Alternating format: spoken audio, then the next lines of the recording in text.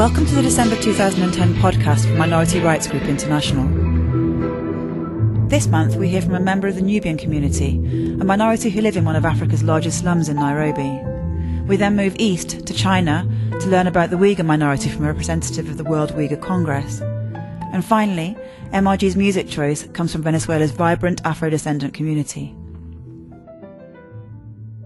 First up, Yusuf Ibrahim Diab from Kenya's Nubian community explains how his Muslim ancestors, originally from Sudan, ended up living in harsh conditions of poverty and deprivation in the Kibera slum in Nairobi. The Nubian community has been present in Kenya for about 100 years. Before 2009, when Nubians were finally recognised in the national population census process, to be a Nubian and a Muslim in Kenya amounted to membership of a non-Kenyan identity. Despite this recognition, however, they continue to suffer from citizenship-based discrimination. My name is Yusuf Ibrahim Diab. I'm from Kenya, from the Nubian community in Kibra. The Kenyan Nubian community actually first came to Kenya around about 1880s, 1890s. They came from the Sudan and they came as soldiers in the British Army. They did not join the British Army of their own accord, but they actually press-ganged into joining the British Army. And because of that, they were recruited all villages and with members of their families. Our role, or when I say our role, I mean the Nubian soldiers' role, was to offer military services to the colonizing mission. There came then the First World War, and Nubians who had so come from Sudan also fought in the First World War on the side of the British. Their descendants later fought in the Second World War. In between, after the First World War and just before the Second World War, there was a lot of dissatisfaction among the Nubians who came from the Sudan, and there was a lot of agitation about wanting to be repatriated back to their motherland. But this the British administrators would not take kindly to, and they actually indicated that perhaps these people would no longer be admitted or welcome to the Sudan. This was ironic because in both Sudan and East Africa, the British were the administrators or the rulers or the masters actually, who then was to say that such and such people cannot go back to their own country. But I think it was a strategic plan where the British administration, because the Sudanese were, they were then called Sudanese, they were from warrior nations of the Sudan, and they fitted in very well with the modern British administration of warfare, and soldiery became their forte actually. So they were looked on as very reliable and very courageous people, and they wanted them to remain on, but not on their own terms, because when you are press-ganged and you are forced into activity like that, you don't have much of a say. At the end of the war, those who survived the war found their way back into Kenya, and they came back to a settlement that had been prepared for them. There is a settlement known as Kibera or Kibra in the Nubian dialect. That word actually means forest. This land was registered in 1917, prior to the First World War, and this was a home that they came back to just before Kenyan independence, and they've always regarded this Kibra as their home, away from home. Although at that time, at the end of the Second World War, there was much less inclination to want to go back home, and people resigned to their fate, and they felt that actually they belonged to this new country and made their home in that place. The Nubian culture comes from a very long line of strong cultures in the Sudan. Most of those soldiers that came were actually Muslims, And their culture in terms of clothing, food, and general social organization is what they used to have back home. And that worked very well for us because I think when you move into an area where you consider perhaps the culture less suitable than yours, then you tend to retain your original culture. And actually for many years now, we have maintained that culture because it suited us very well. That did not make us any less compatible with other the Kenyan society as such. Up to this day, a Nubian, however far away from the original area of domicile, would actually tend to retain such cultures in matters of food and etiquette and such like. We have lived with many communities in Eastern Africa, all through Uganda. Wherever you find small settlements of Nubians, they would live with the local community, be part of that community, but they will still retain their language, food, and other social norms.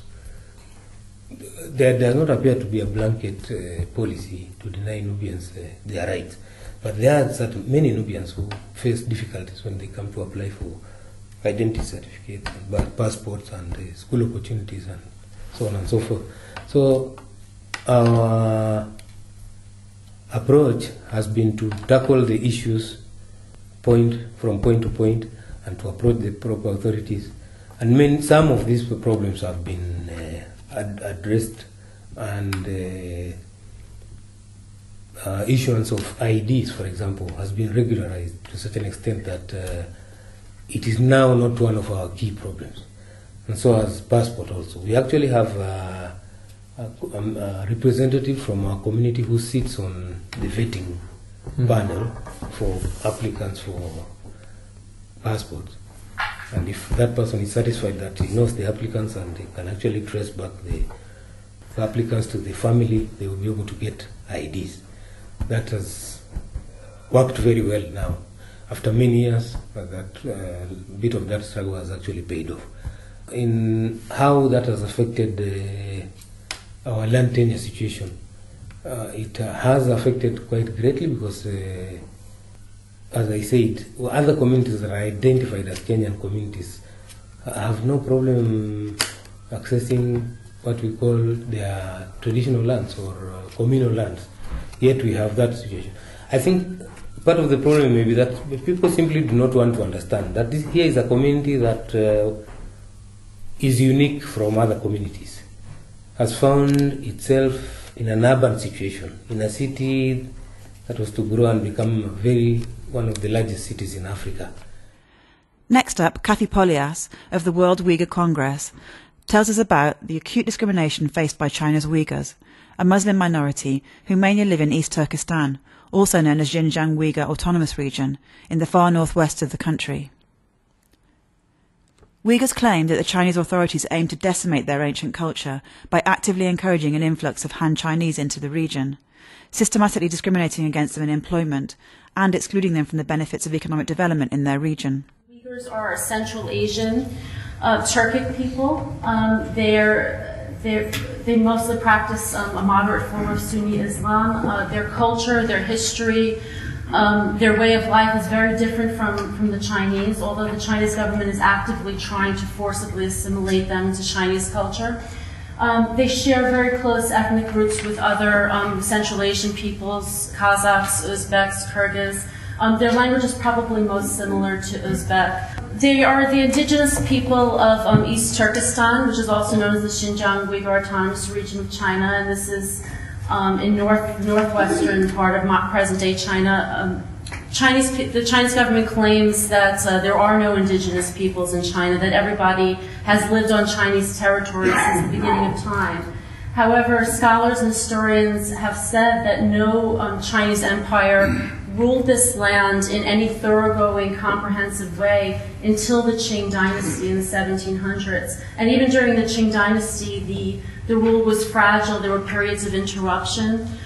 During the Kuomintang period in the early 1900s, Uyghurs established two independent republics, and in 1949, the Chinese Communist Party took over this region. And since they've taken over, they've actively tried to dilute Uyghur identity. They've repressed their religion, and they've economically and socially marginalized them. Uyghurs have become second-class citizens in their own land. This region is extremely important to the Chinese government for a number of reasons. The two biggest reasons is that it contains the largest reserves of natural gas and oil in China, and it has the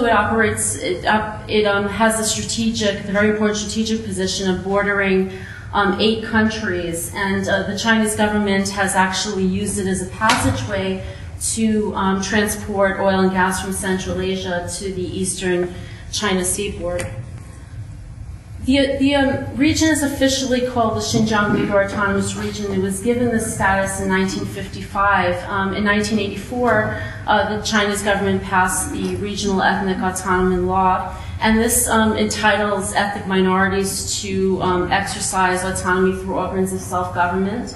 However, this autonomy really exists only on paper. Although Uyghurs hold most of the top positions in the regional and local governments, the Chinese Communist Party makes all the major policy decisions, and all of those top positions are held by Han Chinese.